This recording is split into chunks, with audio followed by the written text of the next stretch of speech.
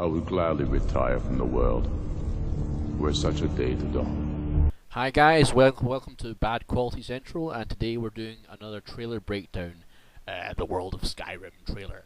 Okay, let's continue. I'm unoctium, and we'll just be commenting on certain images to get you appetized for Skyrim's release.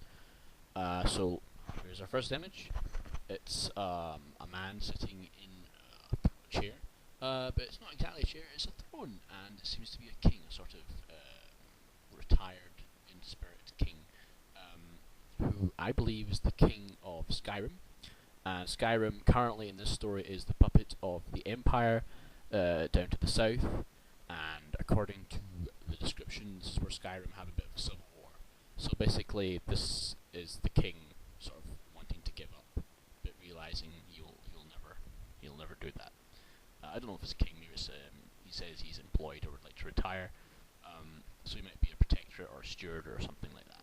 Okay.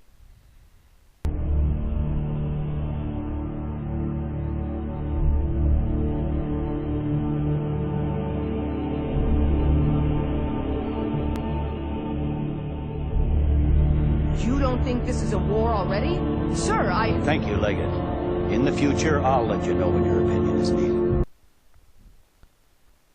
Americans? Women? What kind of medieval story is this? Oh well, it sort of looks like Legate, so I suppose the Empire is involved in this. From what I haven't actually played the last few Elder Scrolls games, but from what I can tell about this, there's a great deal of Imperial business in Skyrim. Before everything goes to hell, basically.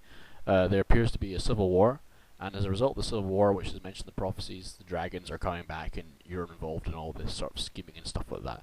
So this appears to be a sort of imperial, Legate is an imperial general, I assume. Please correct me otherwise, and please, abuse me below. But apparently, women have equal rights in this medieval world. I'm not that bothered. It just takes it. For someone who wants to play a fancy game and looking to get into Elder Scrolls, and frankly, I might be the only person you find that is not totally convinced by Skyrim. Although I like the graphics. The graphics look very nice.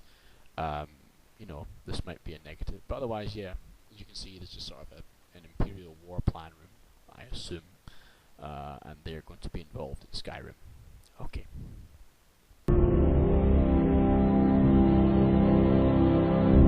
Skyrim needs the Empire as much as it needs. No, these are not the Empire. Sorry about that. These are the Skyrim. These are the Skyrim, obviously, because I was a bit confused as when they said the Empire needs us as much as we need them, or something like that. That's what they said. And I was like, was that repeating it or something? So yeah, this is a Skyrim general, and that's a sort of Skyrim. It's a Skyrim Legate, sorry, and that's a sort of. They look like Romans. That's why I was sort of leaning towards the Roman thing, but obviously it's a Skyrim faction, and it seems to be sympathetic to the Empire. I don't know if it's a war with the Empire, but maybe one of you could put it low. So these are our Skyrim people. And if you were the player, I don't know whether you witnessed this or not. It seems to be a cutscene, but I guess that tells the player gets involved in the political business of Skyrim, obviously. So I think this whole trailer just sort of elaborates and expands upon what should be involved with the main quest, because we didn't really know what was going to happen. We didn't really know anything about the main quest. I'm sure we'll know in about 2 days' time, but it's good to have some information. Okay. Us. I fight for my people, impoverished to pay the debts of an empire too weak to rule them, yet brands them criminals for wanting to rule themselves. I fight because I must. Now, considering there's a civil war in Skyrim, there is no villainous side, and I suppose both sides there seem sympathetic. There's probably 2 civil wars, so it's not like 4 sides, it's probably about 2 sides. And there's no bad guy, like the Empire's not a bad guy, or there's no rebels, and there's no rebel bad guy. Both appear to have their reasons. So you've got the Skyrim Empire sympathetic faction who claim they need to be part of the Empire because they need whatever the Empire gives, teddy bears or something. And the rebel they want freedom. So both sides are sympathetic. So they both don't take the villain role. They don't both take the hero role. They're just like sort of catalysts to sort of push Skyrim into a civil war and trigger the prophecy. I suppose the villains of the dragons. I suppose I'm not really looked it up necessarily. I'm just trying to sort of discern what's going on. But what can be definitely clear is that there is no villain on either side of the civil war, or there's villains on both sides of the civil war. But both respective heads of the sides aren't villainous. They just have their own views and things, and that's why they must go to civil war, as the guy said. Alright. Khajiit has wares, if you have coin. Oh, I have this problem all the time. Just throw a ball of string and it'll leave you alone. Holy fucking cats. So, what could I do for you today?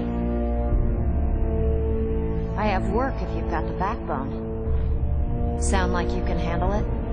So this guy is the kind of guy that might put you on a few missions or something like that. You know.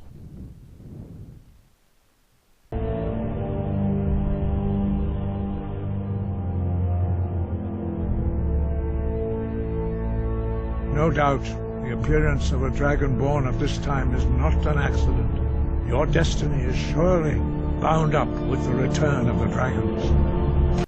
Alright, you just saw that guy there, you know, he's quite an interesting guy in the robes. That's General Chang, and he's a Klingon, and he wants to start a war with the Federation, and so he can, you know, be happy or something like that, because he's better towards the Federation. No, I don't think so. That's a monk, and the monk these are basically a bunch of monks that you come across, and they basically tell you your past and stuff like that, and he's just basically a big voice actor, sort of, yeah, voice actor. And they're meant to be sort of mysterious little temple in the middle of the hills, in the middle of the mountains, where lots of blizzards naturally. You know, you can tell the story from a mile away. Or at least it's a cliche. And you go and talk to this guy, and he's like, "Oh, you come in," and then you meet the guy from the Seventh Seal, I suppose.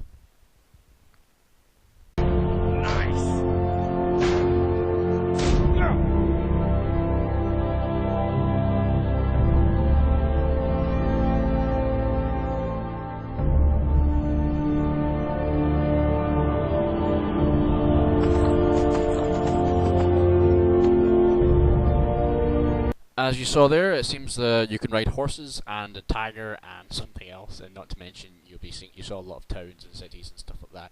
And thankfully, it seems like a bustling, happy place where a lot of NPCs seem more alive than ever.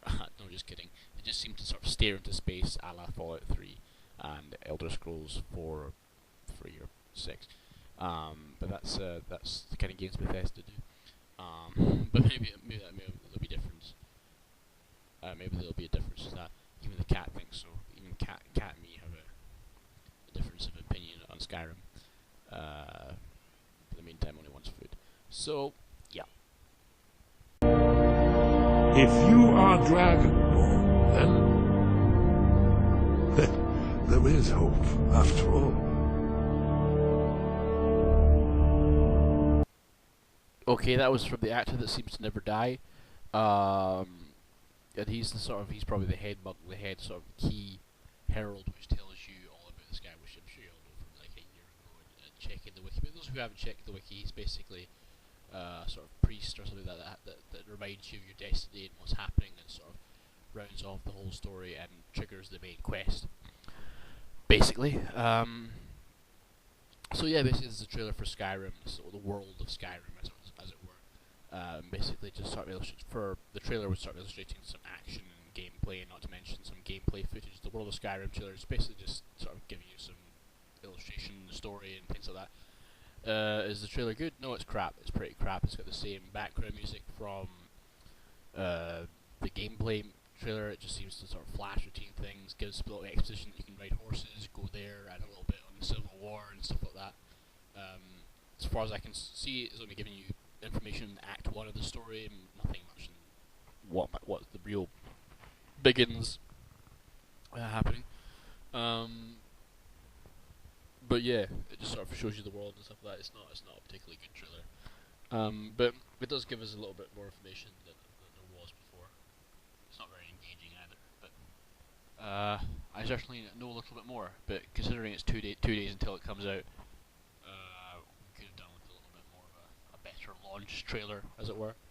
Well, anyway, I'll be doing Skyrim mods on my channel eventually if I get a good computer, which I probably won't, looking at my current finances.